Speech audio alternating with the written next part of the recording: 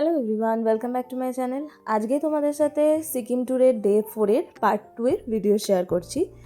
আগের পার্টে তো তোমাদেরকে দেখালাম যে আমরা স্কাই ওয়াকে গেছিলাম, আর এখন আমরা যাচ্ছি কিন্তু অরেঞ্জ গার্ডেন।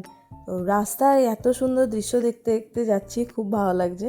আর এই গাছগুলো হচ্ছে কিন্তু এলাচের গাছ, যে ড্রাইভার ছিল সেই বলল। তো এরকম চারিধারে এত গ্রিনারি দেখতে কার না ভালো লাগে বলো, আর এত রাস্তাঘাট পরিষ্কার, এত সুন্দর দেখতে দেখতে আমরা আমাদের গন্তব্যের দিকে এগিয়ে চলেছি। আর রাস্তায় যেতে যেতে এটা হচ্ছে রিম্বি ওয়াটারফলস, যেটা ফিরে আসার সময় আমরা দাঁড়িয়ে দেখব, যাওয়ার সময় আর দাঁড়াইনি। আর আমরা চলে এসেছি কিন্তু অরেঞ্জ গার্ডেন, যেটা 9টা থেকে 4টা অবধি খোলা থাকে। তো এখানে প্রচুর সিঁড়ি তো বলবো না, বাট যে কটা সিঁড়ি আছে প্রচুর খাড়া। তো ভেতরে নিচে নেমে ওখানে টিকিট কেটে তারপর তোমরা অরেঞ্জ গার্ডেনের ওখানে যেতে পারবে। তো পার হেড মনে 50 করে নিচ্ছিল। আর এই ফুলগুলো জাস্ট একবার দেখো কি সুন্দর সুন্দর, এরকম মাঝে মাঝে অনেক ফুল ছিল অনেক রকমের। আর এটা উপর থেকে দেখো নিচে দেখা যাচ্ছে যে জল এরকম বয়ে বয়ে যাচ্ছে। আর এই সাইডটা ছিল কয়েকটা দোকান, যেখানে তোমরা বসে মোমো, ম্যাগি, কিছু জুস টুস খেতে পারো। বাট এখানে দেখো জাস্ট জলটা কি পরিষ্কার, আর জলে হাত দিয়ে দেখছিলাম এত ঠান্ডা, ওই জন্য কিন্তু আমি আর পা দিইনি। অনেকেই দেখছিলাম পা ডুবিয়ে বসে আছে, ফটো তুলছে, আর আমি আর জুতো টুতো খুলিনি, কারণ কি জলটা কিন্তু প্রচুর ঠান্ডা ছিল। অরেঞ্জ গার্ডেনে ঢুকে প্রথমে মনটা একটু খারাপ হয়েছিল যে গাছে অরেঞ্জ তো দেখা যাচ্ছে না, কারণ কি এটা তো সিজন নয় ধরো, তাই দেখে একটু মনটা খারাপ লাগছিলো। বাট এই জলের স্রোত দেখে কিন্তু আমার খুব ভালো লেগেছে। আর এই সিঁড়িগুলো জাস্ট দেখো কত খাড়া খাড়া, প্রচুর কষ্ট হচ্ছিল উঠতে।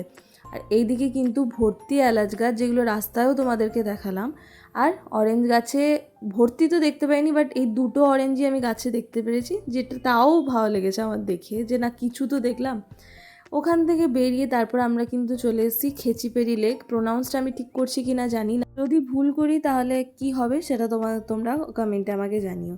আর এই লেকটার বিশেষত্ব হলো একটাই, যে জলটা কাচের মতন একদম পরিষ্কার, মানে নিচটা পুরো দেখা যাবে যে কী আছে না আছে। একটা গাছের পাতা নেই, কিচ্ছু নেই, বলে একটা যদি পাতাও পড়ে পাখিগুলো কিন্তু মুখে করে নিয়ে চলে যায়। তো জলটা খুব পরিষ্কার লাগছিলো, সামনেতে একদম দেখতে পাইনি, বাট দূর থেকে দেখেও কিন্তু মনে হচ্ছে যে না পরিষ্কার। ওখানে একটা মন্দির ছিল, আর এই সাইডটা কিন্তু পুরো একদম কালারিং ফ্ল্যাগ আর হোয়াইট ফ্ল্যাগ ভর্তি ছিল। এই জায়গাটায় আশা করি যারা ধরো মারা যায় তাদের নামে এই হোয়াইট ফ্ল্যাগগুলো টাঙানো হয়, আর এই কালারিংগুলো পুজো করানোর পর হয়তো টাঙায়। এখানে কাউকে জিজ্ঞেস করার মতো কেউ ছিল না যে এই দিকটাতে কেন এরকম এত ভর্তি, বাট যাই হোক দেখে এইটুকুই বুঝতে পারলাম। তো কেউ যদি জেনে থাকো তাহলে সেটা আমাকে অবশ্যই কমেন্টে জানিও।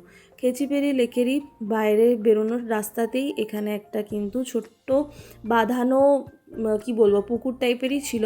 এখানে কিন্তু ভর্তি মাছ, আর যতজন আসছে সবাই ওদেরকে খাবার দিচ্ছে। তো একদম দেখো ধারে এসে খাবারের জন্য ওয়েট করছে যে কখন সবাই খাবার দেবে। আমরাও ওদেরকে খাবার দাবার খাইয়ে কিছুক্ষণ ওখানে দাঁড়িয়ে ওগুলোকে দেখে এবার কিন্তু আমরা যাব আমাদের নেক্সট ডেস্টিনেশনে। বাট যাওয়ার আগে ওখানে একজন বলল যে এরই উপরে যান, উপরে দেখুন একটা মনেস্ট্রি আছে যেটা খুব সুন্দর। তো সত্যিই তাই উপরে আমি গেলাম, যে দেখলাম যে এত সুন্দর একটা মনেস্ট্রি আছে। বাট ওটা দরজা তো বন্ধ ছিল ভেতরে, বাট আমরা ঢুকতে পারিনি, বাইরে থেকেই দেখলাম। আর বাইরের পরিবেশটাও জাস্ট দেখো কতটা সুন্দর, বলে না প্রকৃতির দৃশ্য দেখতে দেখতে মন সত্যিই কিন্তু ভালো হয়ে যায়। তো সেটাই আমাদেরও তাই হয়েছে।